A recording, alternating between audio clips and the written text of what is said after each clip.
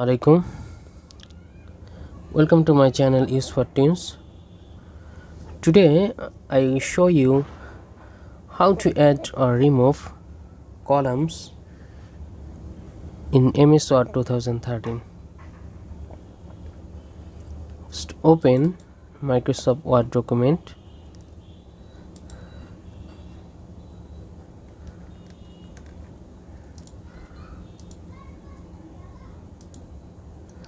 Go to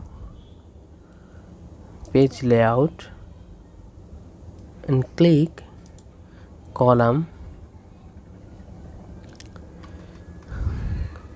There have a 1, 2 column, 3 column, left column and right column.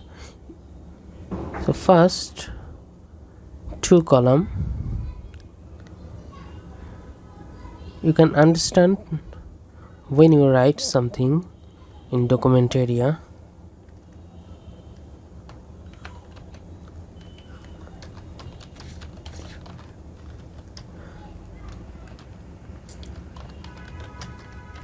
Columns, copy and paste.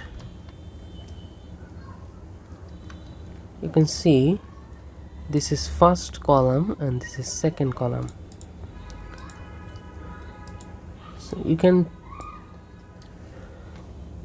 plus minus this columns middle space. So go to columns, more columns, and you can see the spacing 0.5 inch. So I am decreasing 0.2 inch, then middle space.